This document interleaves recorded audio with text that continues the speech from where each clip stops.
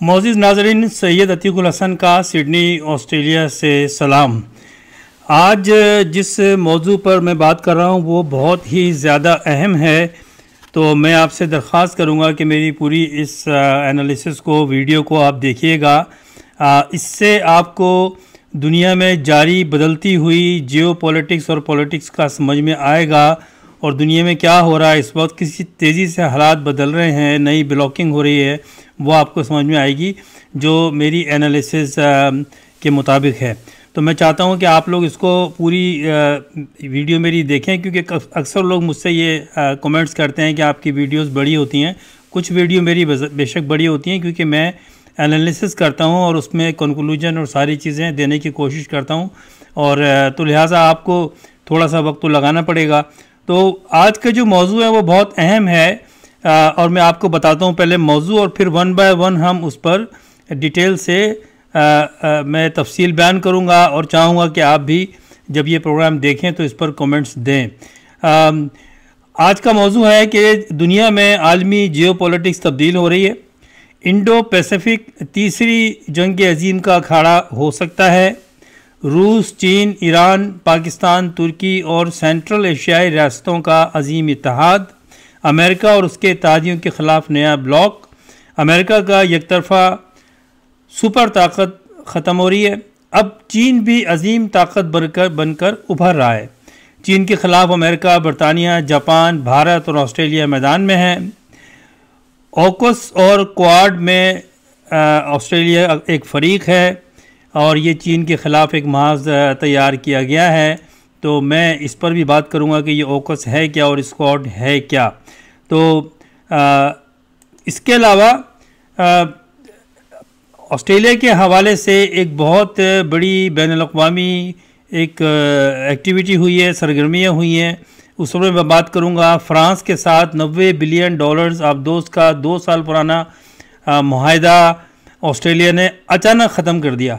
ना उसको पार्लियामेंट में लाया गया, ना उस पर बहस हुई। 2 साल से ये काम चल रहा था। साउथ ऑस्ट्रेलिया में एडिलेड के पास शिपयार्ड के तहत ये प्रोग्राम था और उसमें फ़्रांस की मदद से आबदोज़ बनानी थी 12, उसके पहले 8, फिर 12, और ये 10 साला मंसूबा था और इस पर काम हो रहा था। बहुत महंगा मंसूबा था और उसको अचानक ख़त्म कर दिया वज़ीर आज़म स्कॉट मॉरिसन ने, और उसके बदले एक दूसरा मुआहदा किया जिस पर आज मैं बात करूंगा। अमेरिका और बरतानिया के साथ न्यूक्लियर आबदोज़ बनाने का ये मुआहदा जो वज़ीर आज़म साहब ने बग़ैर पार्लियामेंट को एतमाद में लिए कर लिया, मगर तमाम जमातों ने अमेरिका और भारत के साथ मुआहदे की हिमायत कर दी। इस पर आज बात होगी। फ्रांस ने अपने सफ़री अपने इस मुआहदे को ऑस्ट्रेलिया और अमेरिका के जो हुआ है इसके ख़िलाफ़ जो उनके सफ़ीर हैं उनको ऑस्ट्रेलिया से बुला लिया, अमेरिका से बुला लिया वापस, और फ्रांस ने बहुत सख्त बयान दिया है। और आजकल आपको पता है कि अक़वाम मुत्तहिदा में कॉन्फ्रेंस हो रही है, वहाँ मुलाकात भी हुई है फ्रांस के लीडरान से, ऑस्ट्रेलिया वज़ीर आज़म की, और जो बाइडन से हुई है, बोरिस जॉनसन से हुई है, उसको भी आज हम गुफ्तगू में लाएंगे। चीन ने ऑस्ट्रेलिया को धमकी दी है और कहा है कि ऑस्ट्रेलिया अमेरिका का शरफ बनने की कोशिश ना करे। इस खत्ते में ऑस्ट्रेलिया ने जौहरी अदम फैलाव के मुआहदे पर दस्तखत किए हुए हैं, आप जानते हैं, लेकिन उसके बावजूद भी अब एक न्यूक्लियर से चलने वाली आबदोज़ जो बनाई जाएंगी, जो ये भी एक 10 साला मंसूबा है, लेकिन पहले 1-2 साल में एक जो है आबदोज़ तैयार हो जाएगी। तो इस पर भी हम बात करेंगे कि ऑस्ट्रेलिया जो कि जौहरी अदम फैलाव पर यकीन रखता है, यहाँ पर कोई न्यूक्लियर प्रोडक्शन नहीं होती, यहाँ पर हथियार नहीं बनाए जाते, यहाँ पाबंदी है, चाहे सिविल हो चाहे दिफाई हो। जो जौहरी तवानाई या यूरेनियम से चलने वाली तवानाई हथियार, वो उस पर यहाँ पर ऑस्ट्रेलिया में नहीं होता। लेकिन वज़ीर आज़म ऑस्ट्रेलिया जो स्कॉट मॉरिसन ने मुआहदा कर लिया है, उस पर हम बात करेंगे। ऑस्ट्रेलिया कानून कहते हैं तो ऑस्ट्रेलिया में किसी भी किस्म की जौहरी और यूरेनियम की सनद नहीं लगाई जा सकती है। भारत ऑस्ट्रेलिया से यूरेनियम हासिल करना चाहता है, इस पर भी आज बात होगी। तो प्रोग्राम को आगे बढ़ाते हैं। सबसे पहले तो मैं आपको बताऊं, ये जो क्वाड है, 4 मुल्कों का एक ताउन है, दिफाई ताउन है, क्वाड्रिलेटरल सिक्योरिटी डायलॉग। इसमें इन 4 ममालिक में अमेरिका, जापान, ऑस्ट्रेलिया और भारत हैं। और इनका मतलब मुआहदे का ये है कि इंडो पैसिफिक जो ये रीजन है हमारा, जिसमें Australia, New Zealand, Papua New Guinea, Indonesia, फिर उधर मलेशिया, ये सारे आते हैं। तो इस समंदरी हदूद में फिर दूसरे साइड पर जापान और ये फ़िलिपीन, तो ये यहाँ पर चाइना की जो बढ़ती हुई दिफाई और नेवल उनकी ताकत थी, उसको रोकने के लिए ये एक मुआहदा किया गया है। और इसके क्या असरात होंगे इस पे बात करेंगे। और एक और नया एक अलायंस बनाया गया है, दिफाई अलायंस, ओकोस के नाम से, जो एब्रीवेशन है ऑस्ट्रेलिया, यूके और अमेरिका। ये 3 ममालिक जो हैं, इनका इत्तेहाद दिफाई मामले में, वैसे तो हर मामलात में ये तीनों मुल्क, ऑस्ट्रेलिया इनके साथ ही होता है, और ये अमेरिका जो है वो डिक्टेशन देता है और यूके और ऑस्ट्रेलिया उसको लब्बैक कहते हैं। यही पॉलिसी है, इस पर आज बात करेंगे। तो इसी मुआहदे के तहत जो है, ये जो ओकस के तहत जो है ऑस्ट्रेलिया ले रहा है न्यूक्लियर सबमरीन फ्लीट, जो न्यूक्लियर से चलेगा। कहा यह गया है कि उस पर कोई न्यूक्लियर हथियार नहीं होंगे, लेकिन उसका जो ईंधन है वो न्यूक्लियर एक प्लांट होगा उसमें बिल्ट इन, उससे चलेगा, जो 30 साल तक, फिर उसके बाद में कोई उसको ईंधन की ज़रूरत नहीं पड़ेगी। ये प्लांट जो खुद ऑटोमेटिकली उसको रन कर सकता है। और दुनिया में वो सबमरीन जो है वो पानी समंदर के अंदर चक्कर लगा सकती है, जा सकती है, और हर तरह की जो दिफाई तैयारियां हैं उसमें, और अगर लड़ाई होती है तो उसमें अहम किरदार अदा करेगी। और ये यूके और यूएस की पार्टनरशिप से ये बनाई गई है। तो सामईन, अब तब्दीली ये आ रही है कि वाज़ा तौर पे अब एक नया चीन जो है वो एक नई ताकत बनकर उभर रहा है। और चीन ने बड़ी हिकमत अमली से 30-40 साल में तैयारी की है और उन सारी बातों को सामने रखा है जिस तरह से अमेरिका पिछले 40-50 साल से बिहेव करता रहा है। अमेरिका जो है 79 में जब रशिया ने रूस पर अटैक किया और 10 साल जंग हुई, और फिर रूस जो है वो उसकी जो रियासतें थीं रशिया की, वो टूट गईं और एशियाई रियासतें जो है वो उसमें से अलग हो गईं। और उसके बाद में जो दुनिया की अजीम सुपर पावर था अमेरिका के बाद रशिया, उसको वो ख़त्म हो गया वो ताकत, और अमेरिका जो है वो यूनिलैटरल ताकत बनकर दुनिया में उभरा 1989 से। और पिछले अगर आप देखें 30 साल से ऊपर हो गए। अमेरिका दुनिया में अकेला सुपर पावर है, जो वो चाहता है वो करता है। और अमेरिका की जो पॉलिसी हमने देखी है पिछले 30-35 साल में, कि वो ये है कि अपने टेक्नोलॉजी के ज़रिए, अपने ख़तरनाक हथियारों के ज़रिए वो छोटे और वीक मुल्कों को दबाता है और उसके बाद में वहाँ चढ़ाई करता है, उन पर कब्ज़ा करता है। यूनाइटेड नेशंस जो है वो भी यूएस के जो है इन्फ्लुएंस में है, और उनके जो इत्तेहादी हैं अमेरिका के, जिसमें यूके और ऑस्ट्रेलिया और यूरोपियन ममालिक के कई मुल्क जो हैं, फ्रांस भी उसमें शामिल है, जर्मनी भी है, वो किसी हद तक इख्तलाफ भी करते हैं, लेकिन एंड ऑफ द डे वो एक ब्लॉक बनकर रहे हैं। और अमेरिका जो है इन सब के इन सब का मॉनिटर के तौर पे, इनका सुपरवाइज़र, इनके बॉस के तौर पे वो डील करता रहा है। इस दौरान पिछले 30 साल में चाइना ने अपनी स्लोली एक हिकमत अमली के तहत अपनी मईशत को दुनिया में फैलाया है, ट्रेड को दुनिया में फैलाया है, दुनिया में उन्होंने इन्वेस्टमेंट की है। और उसके बाद फिर सेकेंड स्टेप में उन्होंने आहिस्ता आहिस्ता अपनी जो दिफाई जो उनके मामलात हैं, जो हथियार हैं, उसमें बहुत तरक्की की है। अब चाहे फ़ज़ाइया हो, नेवल हो या बर्री फ़ौज हो, चीन जो है वो एक नई ताकत बनकर उभर रहा है। और अब अमेरिका के ख़िलाफ़ चीन जो है वो खड़ा हो गया है और अमेरिका बेबस नज़र आ रहा है। अभी जो अफ़गानिस्तान में हुआ और जिस तरह से तालिबान की हुकूमत आई, अमेरिका जो है उसको टेबल टॉक करनी पड़ी, मेज़ पर आना पड़ा, मुज़ाकरात हुए और दुनिया ने देखा कि एक अजीम ताकत, एक अकेला सुपर पावर जो है उसको सुननी पड़ी। और जो तीसरी दुनिया के ममालिक में, पाकिस्तान में और इस्लामी ममालिक में और दुनिया में ये कहा गया कि जी अमेरिका को शिकस्त हो गई। लेकिन मेरी एनालिसिस ये है कि अमेरिका इतना बेवकूफ़ नहीं है।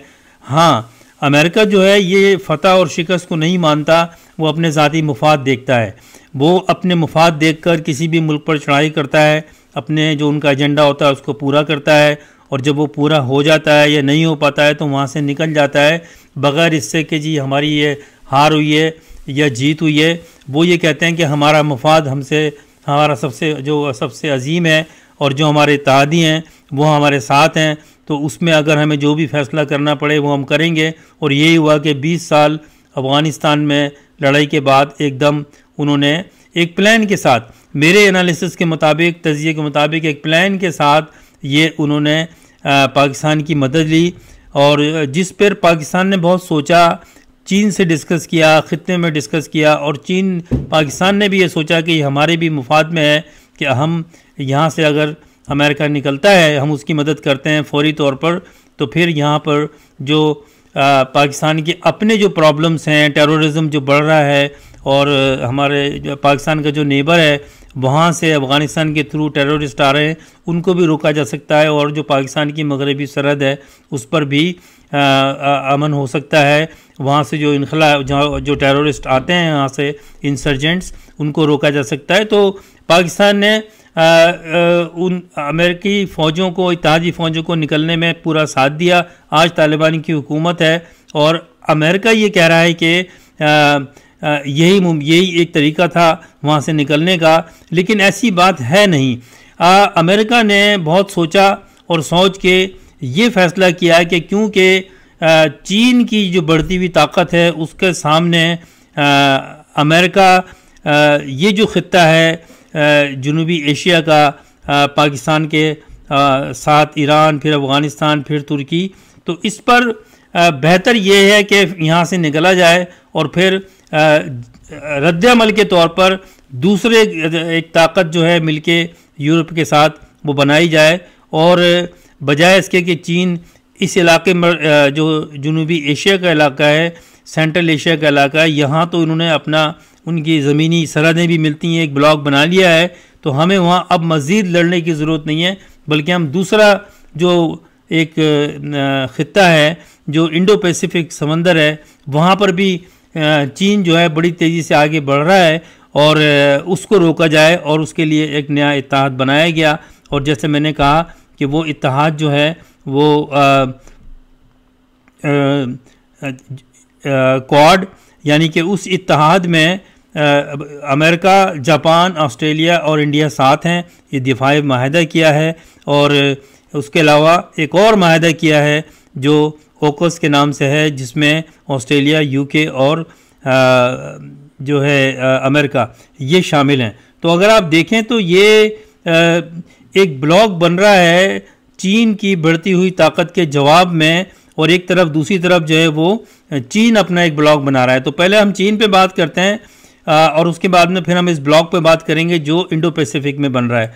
अगर आप देखें तो चीन जो है वो पिछले 30 सालों में आहिस्ता आहिस्ता बड़ी स्ट्रेटजी के साथ, चीन ने वो कुछ नहीं किया दुनिया में ताकत हासिल करने के लिए जो अमेरिका ने किया था, यानी कि हथियारों, दिफाई अपने आप को ताकत बनाया, न्यूक्लियर वेपन्स हासिल किए, फिर दूसरी जंग अजीम में जापान पर एटम बम गिराया और जापान को मजबूर किया कि वो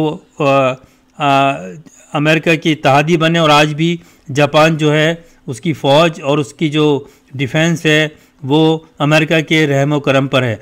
अमेरिका का यही तरीक़ेकार होता है कि उसने अपनी जौहरी ताकत से, अपनी दिफाई ताकत से जो वीक कंट्रीज़ हैं उन पर दबाव डालता है, हमले करता है, कब्ज़ा करता है और फिर उनको बाद में अपना इत्तेहादी भी बना लेता है। यही कुछ मिडिल ईस्ट में अमेरिका ने किया और यही कुछ अफ़गानिस्तान में हुआ और पाकिस्तान भी उसके इत्तेहादी बनने पर मजबूर हुआ 9/11 के बाद। और फिर 20 साल। लेकिन इन 20 सालों में पाकिस्तान ने बहुत कुछ सीखा और जो अमेरिका का फार्मूला था वो अमेरिका पे अप्लाई कर दिया, और चीन ने इस सारे मामलात को बड़ी एक स्ट्रेटजी के साथ, तहम्मुल के साथ देखा और 20 साल में पिछले अपने आप को मजबूत किया। और चाइना की और उन्होंने दूसरा रास्ता अख्तियार किया, उन्होंने अपनी जो ट्रेड है वो दुनिया में फैलाई, जो मईशत है वो दुनिया में फैलाई। और ये वही तरीका है जो आप देखें कि एक ज़माने में भारत ने किया था। जब वो हिंदुस्तान में आए थे तो वो हिंदुस्तान में फ़ौजें लेकर नहीं आए थे, उन्होंने अपनी ईस्ट इंडिया कंपनी कायम की थी, जो है 1608 में, 1608 में। और वो कारोबार करने आए थे सिल्क, कॉटन और चाय की पत्ती और दूसरी चीज़ों की, ये कह के वो हिंदुस्तान में दाखिल हुए। और फिर आहिस्ता आहिस्ता बरतानिया ने हिंदुस्तान पे कब्ज़ा किया और फिर जो भारत था, जो इंडिया था, वो ब्रिटिश इंडिया बन गया और वहाँ रूल किया। और उसके बाद में फिर आपने देखा कि वो रूल जो है 100 साल जारी रहा, लेकिन वो चल नहीं सका। इसके अपोजिट चीन ने जो रास्ता अख्तियार किया वो ये है कि उन्होंने अपनी इकनॉमी बढ़ाई, उन्होंने अपने अंदर मुल्क के और फिर अपनी ट्रेड को फ़रोग़ दिया, एक्सपोर्ट को फ़रोग़ दिया, दुनिया में जो प्रोडक्ट्स हैं उनको चीप किया, जिसमें कॉटन भी है, कपड़ा भी है और छोटी छोटी इलेक्ट्रिकल इक्विपमेंट्स भी हैं। इन सब की कीमतें जो हैं पहले यूरोप से, जर्मनी से, फ्रांस से और अमेरिका की चीज़ें बहुत महंगी होती थी, उनको आधे से कम कीमत में दुनिया में फ़रोग़ किया। और उसके बाद में फिर अमेरिका हो, लैटिन अमेरिका हो या साउथ अमेरिका हो या अफ्रीका हो, इन ममालिक में अपनी ताकत उन्होंने मईशत के ज़रिए कायम की। आज आप देखें कि चाइना जो है वो दुनिया की एक अजीम माशी ताकत है। चाइना की जो ट्रेड है और टेक्नोलॉजी है वो अफ्रीका और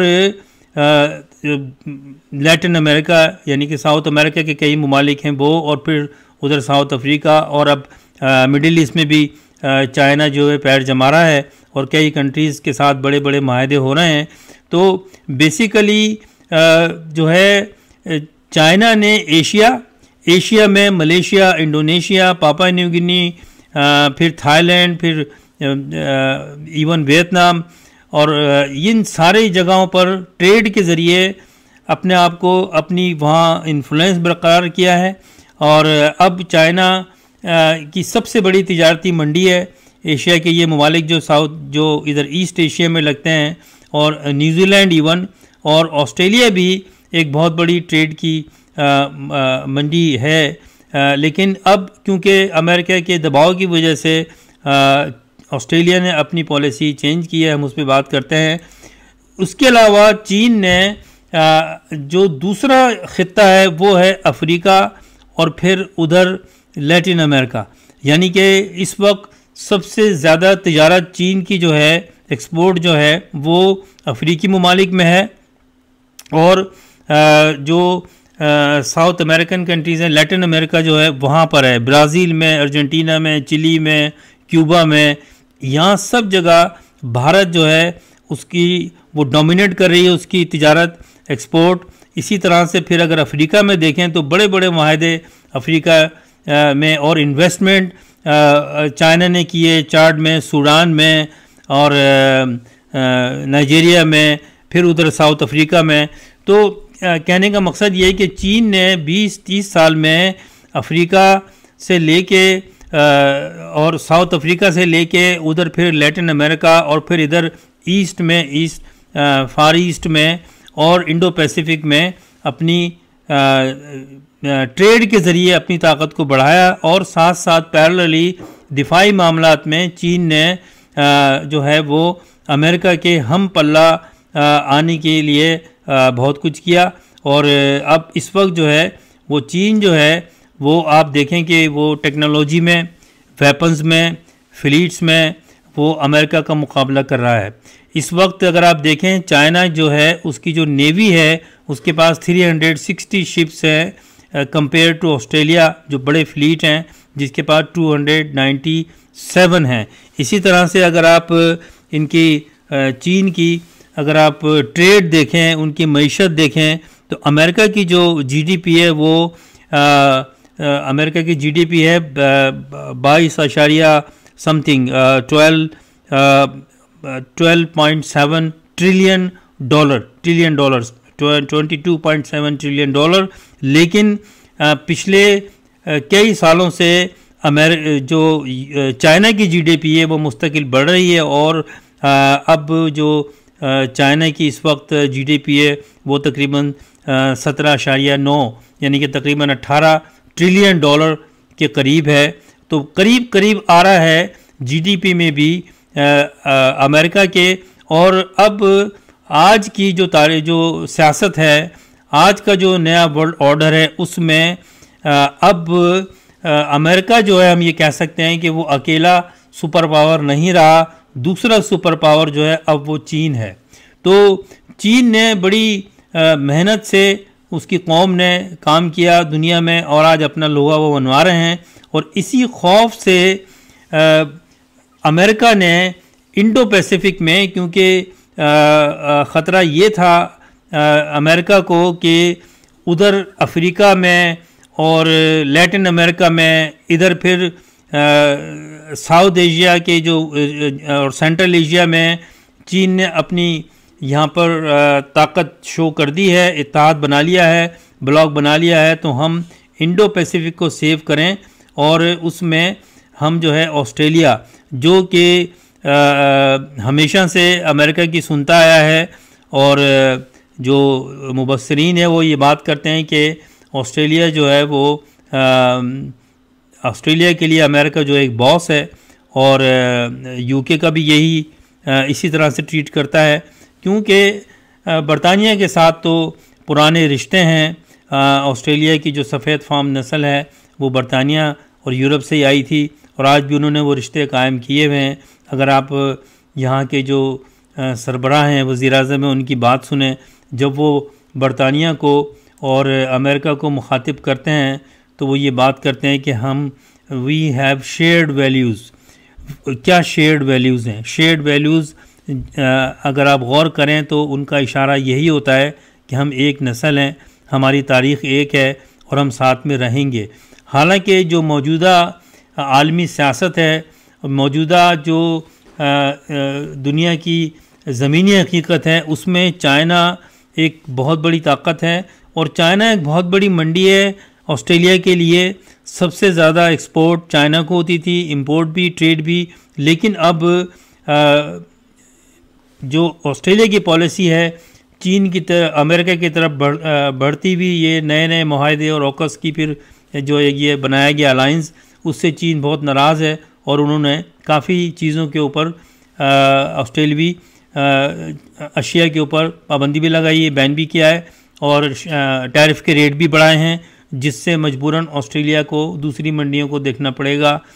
लेकिन ऑस्ट्रेलिया की पॉलिसी है कि वो इसके लिए तैयार है। अभी जो नया माहिदा हुआ है फ्रांस के माहिदे को ख़त्म करके जो बरतानिया और अमेरिका के साथ माहिदा किया गया है, उस पर यहाँ ख़ित्ते के जो मुल्क हैं वो हैरान हैं। गो के जो न्यूजीलैंड है वो भी अमेरिकन ब्लॉक में है, अमेरिका के साथ है, अमेरिका के तहदी है। लेकिन न्यूजीलैंड की पॉलिसी वो डिफरेंट है, क्योंकि न्यूजीलैंड की तिजारत का बहुत बड़ा इन्हिसार भी चीन के ऊपर है।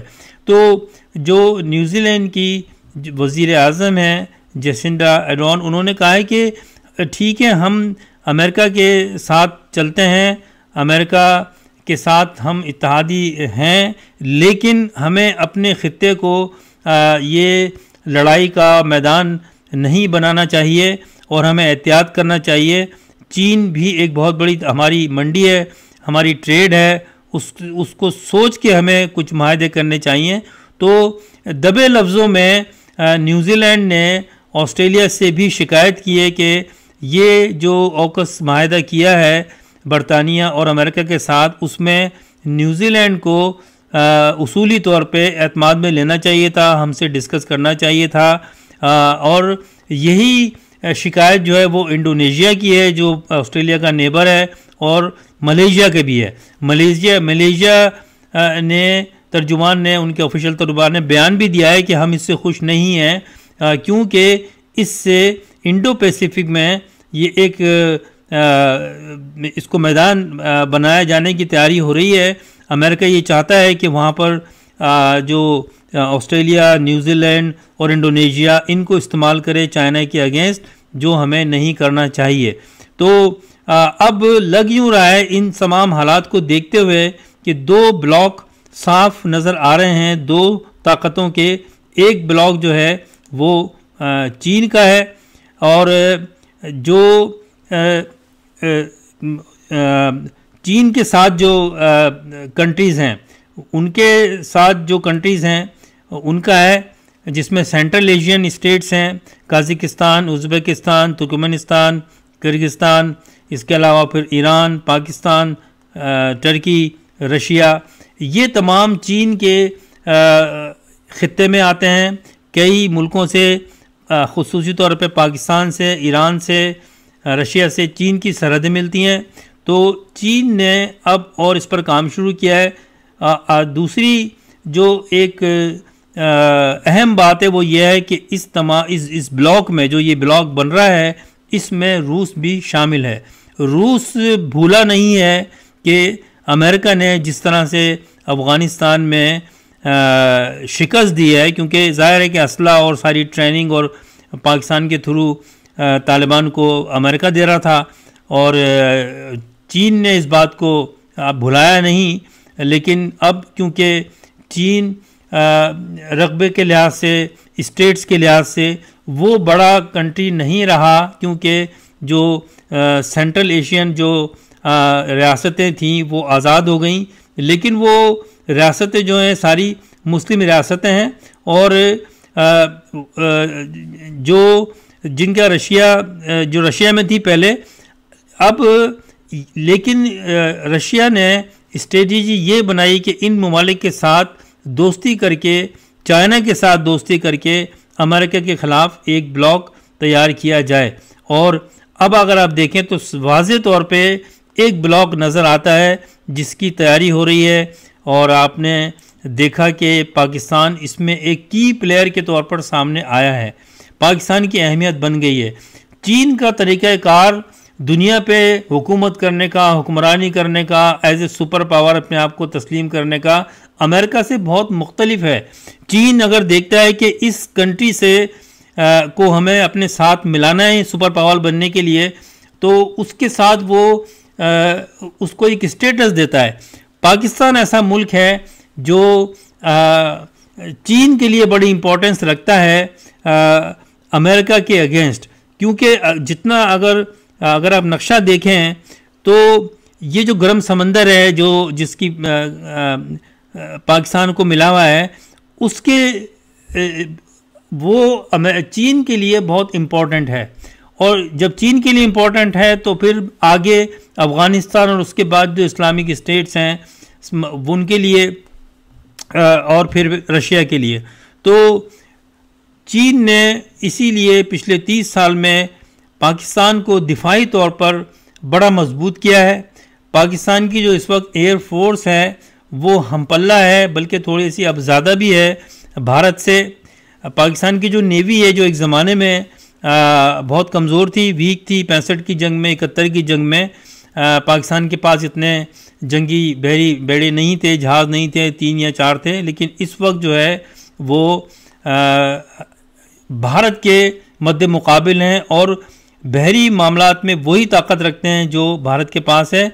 और इसमें बहुत बड़ा रोल प्ले किया है चीन ने। चीन की पॉलिसी ये है कि जितना ज़्यादा पाकिस्तान दिफाई मामलात में ताकतवर होगा, उससे चीन को फ़ायदा होगा, इस ब्लॉक को फ़ायदा होगा। और आपने देखा कि सी पैक और फिर ये रूट्स, ये सारा जो है अमेरिका इससे परेशान परेशान है। और फिर उसने स्ट्रेटजी के तौर पे, रद्द-ए-अमल के तौर पे इंडो पैसिफिक को मजबूत करने के लिए ऑस्ट्रेलिया, और इस खत्ते को, इंडोनेशिया को, यहाँ जो बहरी जो इलाका है, ये जो इंडो पैसिफिक समंदर है, इसमें अपनी ताकत को बरकरार रखने के लिए अमेरिका को चीन के अलावा कोई ऑस्ट्रेलिया के अलावा कोई मुल्क नज़र नहीं आता। यहाँ पर नॉर्दर्न टेरिटरी में चीन के अगेंस्ट आप कह लें अमेरिका के फ़ौजी अड्डे भी हैं, और अमेरिका और ऑस्ट्रेलिया दिफाई तौर पर एक दूसरे के अलाइंस हैं हर मामलात में।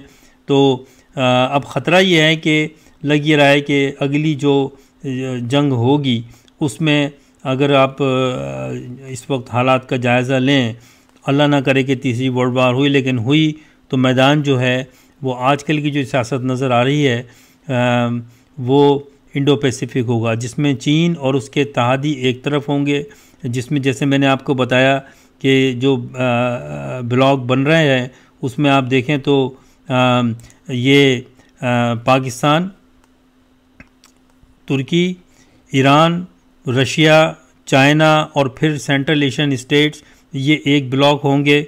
और दूसरी तरफ उधर अफ्रीका में और लैटिन अमेरिका में, क्योंकि अब अगर आप नक्शा देखें तो जो अमेरिका के 7 जो कंट्री हैं वो उनमें भी अब चीन का असर है, चीन की बहुत ज़्यादा ट्रेड है।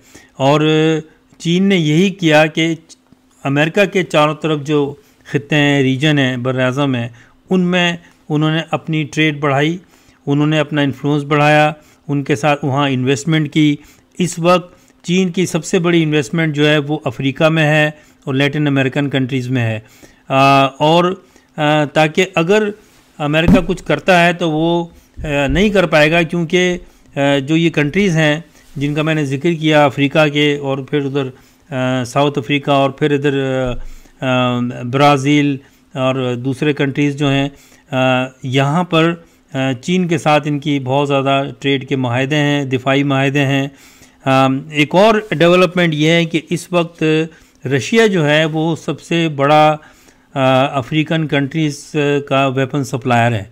तो रशिया भी जो है वो अफ्रीका में, मिडिल ईस्ट के कई ममालिक में, साउथ अफ्रीका में और फिर उधर लैटिन अमेरिका में भी वेपन्स जो है वो उसकी बड़ी मंडी मार्केट है, वेपन सप्लाई करता है।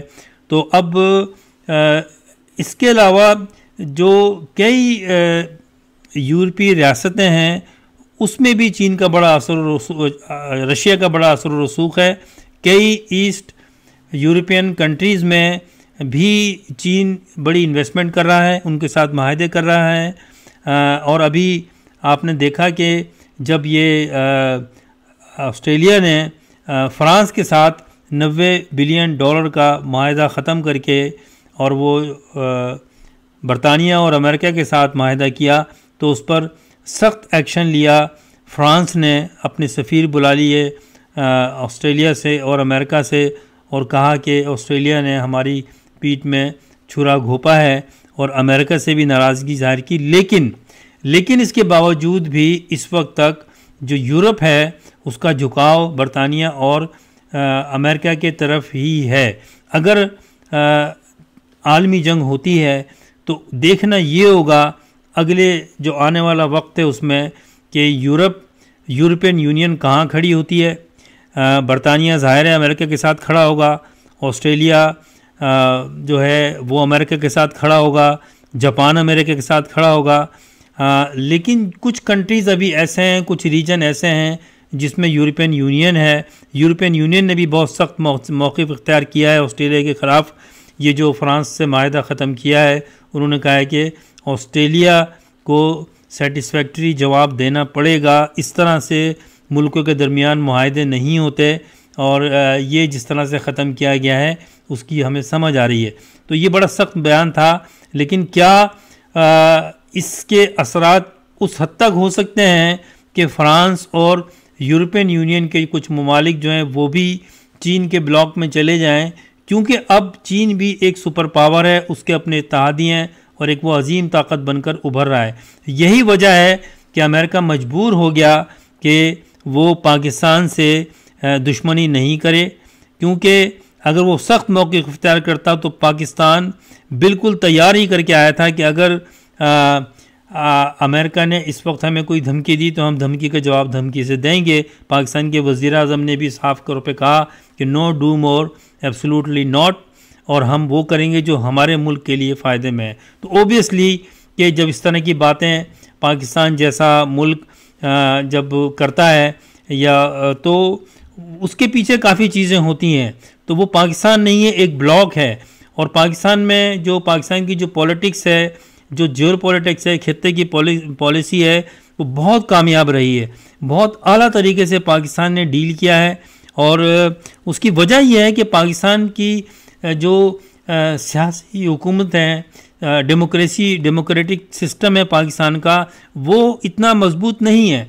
वहाँ की जो सिविल लीडरशिप है इतना मजबूत नहीं है। लेकिन जो एक फ़र्क है वो ये है कि पाकिस्तान की जो फॉरेन पॉलिसी है, जो पाकिस्तान की रियासत की दिफाई पॉलिसीज़ हैं, वो पाकिस्तान की आर्मी और पाकिस्तान की एजेंसीज़ जो कि पाकिस्तान की आर्मी का हिस्सा है वो बनाती है। और इन्होंने इस पर 20-25 साल काम किया है, और बड़े सोच विचार के बाद इस तरीके से वो सामने आए हैं कि अब अमेरिका जो है वो पाकिस्तान से साफ तौर पर लड़ाई की बात नहीं कर सकता, क्योंकि जो चाइना का तरीक़ाकार होता है वो बिल्कुल आराम के साथ बात करते हैं, प्रैक्टिकली वो बयानबाजियों में नहीं पड़ते। आपने चीन की जो सरबराह हैं उनको नहीं देखा होगा कभी कि वो कोई बहुत ज़्यादा बयान देते हों। जब उनकी 100वीं सालगिरह थी उनकी पार्टी की, तो उन्होंने सिर्फ इतना कहा था कि चाइना किसी भी बड़ी ताकत को बुलिंग करने की इजाज़त नहीं देगा किसी भी कंट्री के ख़िलाफ़, बस ये बयान दिया था। और आप मतलब समझ जाएं उसका क्या था। तो चाइना की पॉलिसी ये है कि वो प्रैक्टिकली उसने काम किया है, बयानबाजियाँ कम की हैं, धमकियाँ कम दी हैं, धमकी वो देता भी नहीं है, लेकिन उसने अपना सिक्का दुनिया पे इस वक्त कायम कर लिया है, जिसकी वजह से ख़तरा ये है, अमेरिका को ख़तरा है। और अमेरिका अब वो जो उसके ट्रेडिशनल इत्तेहादी हैं, बरतानिया, ऑस्ट्रेलिया और यूरोप, अब यूरोप में भी तकसीम है। आगे जाके देखना ये होगा कि यूरोप के तमाम मुल्क किस तरफ खड़े होते हैं। अभी भी अगर जर्मनी को देखें, फ्रांस को देखें, तो उनका झुकाव रशिया की तरफ है। रशिया इस पर काम कर रहा है, लेकिन क्या अगर नई कोई जंग होती है, तीसरी जंग अजीम, तो उसमें यूरोपीय यूनियन के ममालिक कहाँ खड़े होते हैं? ख़ास तौर पे फ्रांस और जर्मनी। ऑस्ट्रेलिया का हमें पता है। इसके अलावा इसका दूसरा एक और जो हिस्सा है आलमी सियासत का, वो है इस्लामी ममालिक।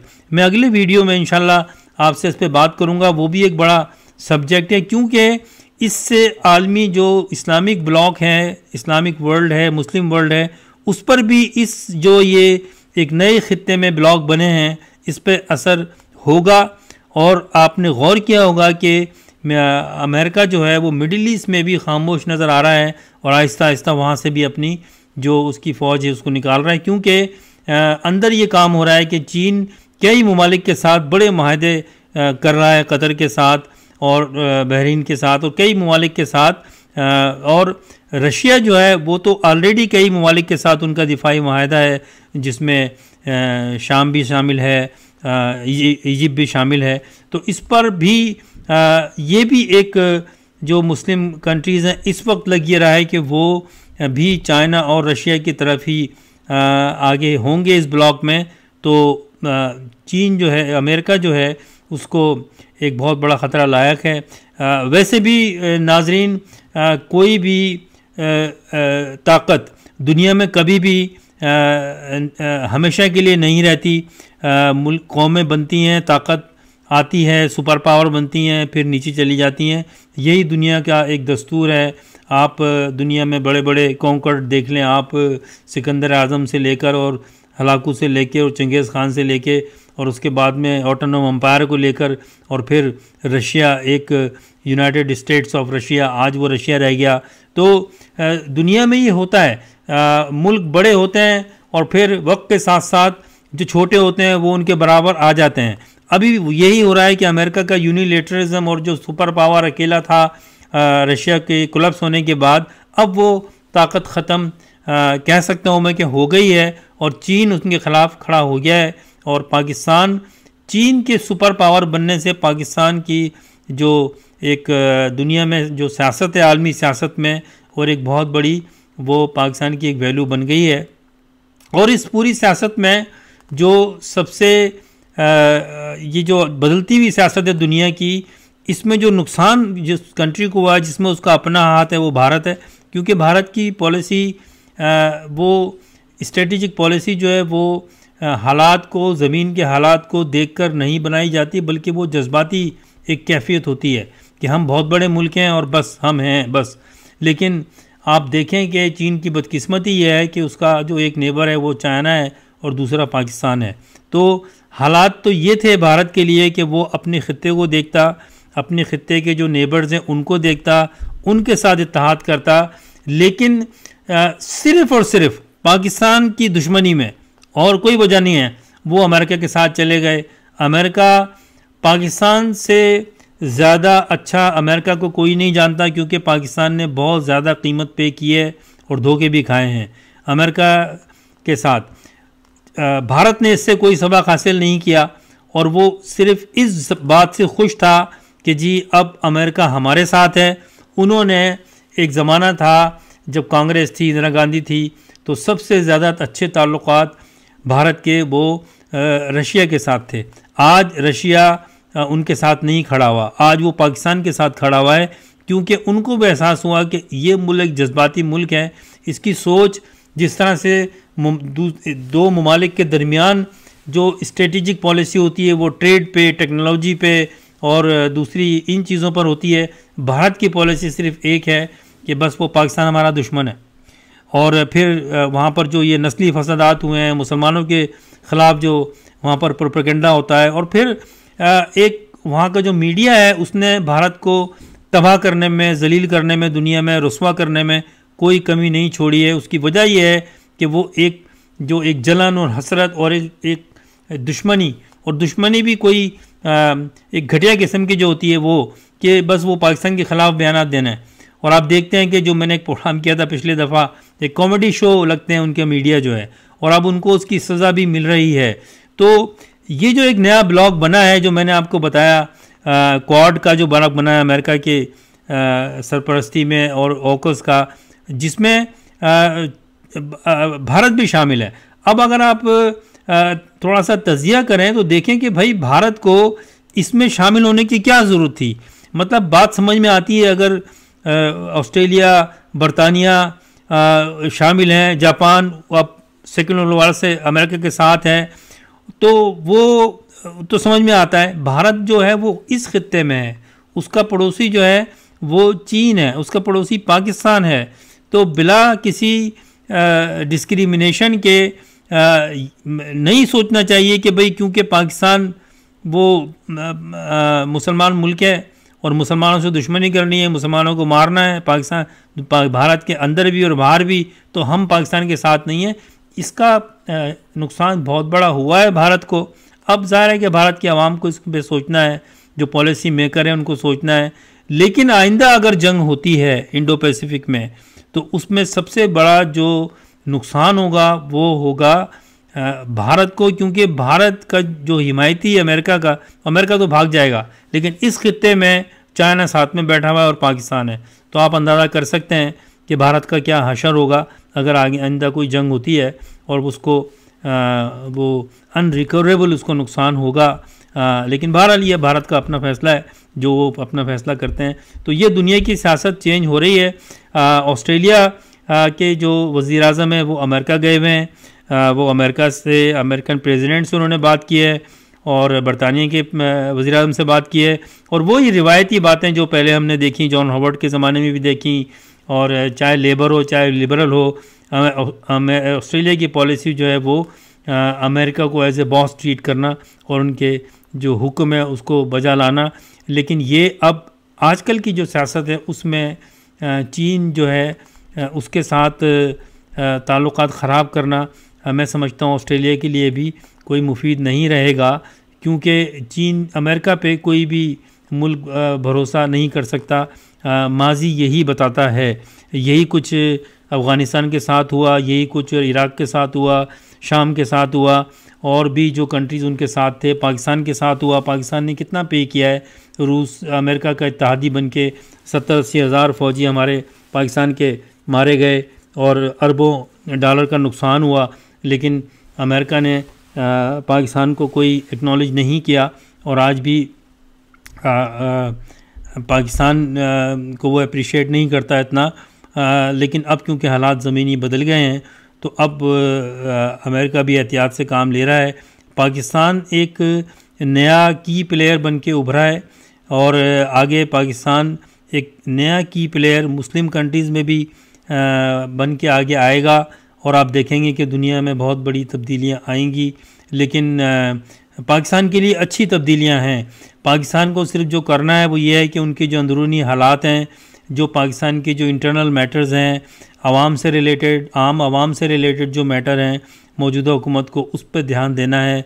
लोगों की, आम इंसानों की ज़िंदगी, आवाम की ज़िंदगी बेहतर बनाना है, महंगाई कम करनी है, रोज़गार देना है, सनतें लगाना है।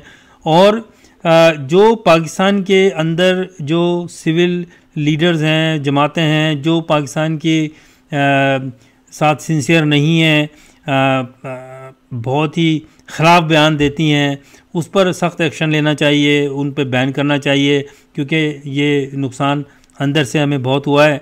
और पाकिस्तान में बहुत आज़ादी है कि आप पाकिस्तान के अंदर बैठ के पाकिस्तान को बुरा कहें, तो ये पाकिस्तान को कंट्रोल करना होगा, आम आवाम की हालत बेहतर बनानी होगी। और मुझे उम्मीद है कि आइंदा ये जो प्रेजेंट गवर्नमेंट है, मैं अपना एक न्यूट्रल तज़किया दे रहा हूँ कि इमरान खान को इसका पता होगा। इमरान खान ने बहरहाल बहैसियत वज़ीर आज़म जो उनकी एक बैरूनी पॉलिसी है उसमें बहुत बड़ा किरदार अदा किया है। ऐसा ही आदमी चाहिए था जो कि ईरान को भी साथ ले आता और सेंट्रल एशियन के जो स्टेट्स हैं उनको भी साथ ले आता, रशिया को भी साथ ले आता। रशिया से अभी जो उनके फॉरेन मिनिस्टर्स हैं और दूसरे उनके जो लीडर्स हैं उनसे मुलाकात की है, बड़ी अच्छी मुलाकात हुई है और इमरान खान की वन ऑन वन भी मुलाकातें हुई हैं। तो पाकिस्तान के लिए हालात अच्छे हैं, ख़ित्ते के हवाले से, बैनुल-अक़वामी हवाले से, लेकिन पाकिस्तान को अभी बहुत कुछ करना है इंटरनल मैटर्स के हवाले से, आम आवाम की ज़िंदगी बेहतर करने के लिए। और अभी मौजूदा जो हुकूमत है उसके पास 2 साल हैं और मैं समझता हूँ कि वो ज़रूर इन 2 सालों में जो लोकल प्रॉब्लम्स हैं आम आवाम के उस पर तवज्जो देगी। पाकिस्तान ने अभी एक इंटीग्रेटेड सिस्टम, डिफेंस सिस्टम बनाया है। पाकिस्तान की आर्मी और हवाई बर्री फ़ौज ने मिलकर, जो एक स्टेट ऑफ द आर्ट है, जो हिंदुस्तान के पास भी नहीं है। तो ये एक अच्छी बात है, पाकिस्तान एक बहुत बड़ी दिफाई ताकत बन गया है। और अब चीन में, अब ईरान के साथ तो उनका एक बिल्कुल एक करीबी इत्तेहाद है। तो अफ़गानिस्तान में भी एक मुस्तहकम हुकूमत करने में पाकिस्तान और चीन और ईरान कामयाब हो जाता है और तुर्की, तो ये ख़ित्ता बहुत एक बड़ी ताकत बनेगा और लोगों की ज़िंदगी भी इससे बेहतर होगी। फिर इंशाल्लाह बात होगी अगले में। इसका जो दूसरा हिस्सा है मुस्लिम कंट्रीज़ के हवाले से वो भी पेश करूँगा। अल्लाह हाफ़िज़।